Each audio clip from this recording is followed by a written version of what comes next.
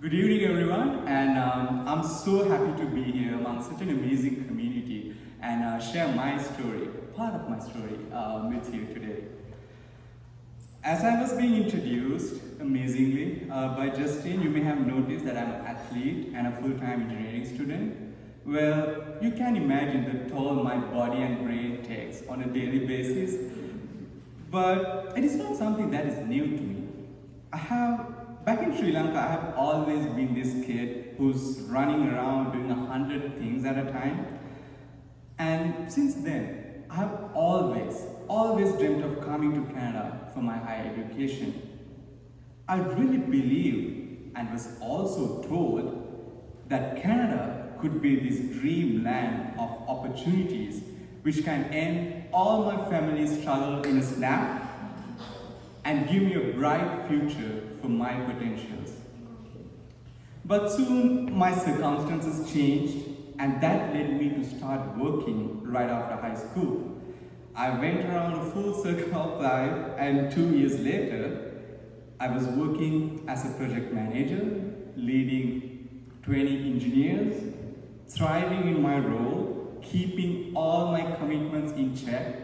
Life seemed good, and I got my deserved food.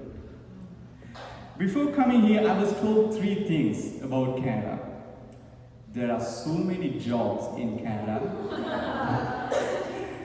You can work part-time and pay your tuition fees. It is easy to get PR in Canada. I see so many of you smiling, probably smiling in pain.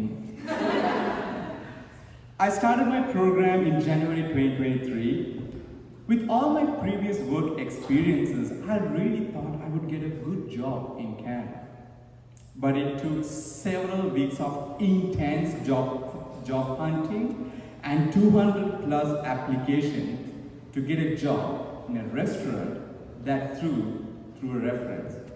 Let me tell you, the first 6 months in Canada working in that restaurant humbled me and tested me on a different level. I vividly remember a winter night in 2023. I had a long day of classes, a tough shift in the restaurant, and an intense training session at night. I went to the bus stop and realized that my bus was early and it's an hour-long wait for the next bus. I was hungry, I was exhausted, I was cramping, and on top of that, it was freezing cold. You know I'm not exaggerating when I said it's freezing cold here. It was a point where I felt I had hit the rock bottom of my life again. I was mentally and emotionally exhausted thinking about my future and sometimes even regretting the decision to come to Canada. This country did not look anything like what it was portrayed to me. No opportunities, no place for potentials, and it was all grim. I felt like I was pushed inside this boxing ring, but with my hands tied, and I'm getting punch after punch. I tried to open my eyes and look around, and it was just dark. I did not know who my opponent was or where the punches were coming from. Is it that restaurant manager who hates me for no reason? Is it the IRCC who changed their policies overnight and expect us to adapt? Or is it the life of being an international student? I was completely blind. In Sri Lanka, life is tough financially if you are a middle class citizen.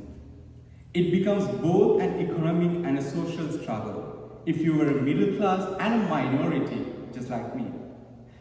But life was not a high-speed, relentlessly miserable flow back in Sri Lanka. Family was around, friends, the town, the food, the weather, the air. It's home.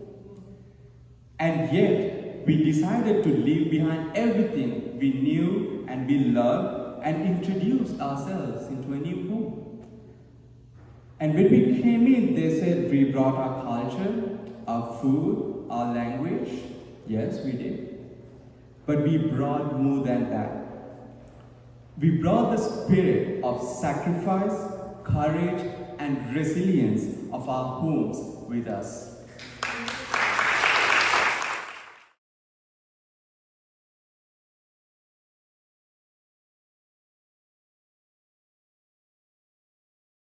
I'm standing in front of you today because of the sacrifices my parents and my family made. I saw the courage of my fellow Sri Lankans who stood against corruption and oppression and lost their lives in the process. I grew up watching the resilience of my people, the Tamil people, who were put on the evil's path by a cruel 30 years of civil war and are continuing their struggle for justice and accountability from the Sri Lankan state.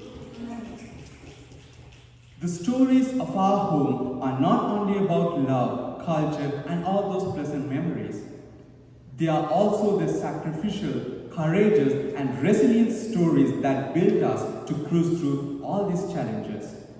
And the international students set a great example for it. Do you need tips on how to manage work, studies, money, and life? Go talk to an international student.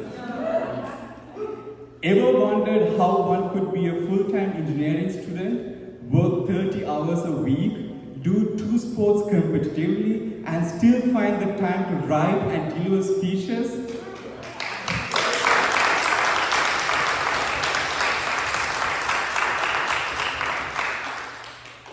And do you ever want to know how you could stand your ground when you get hit over and over again? International students are the one you should talk to. And here's an advice from one of them.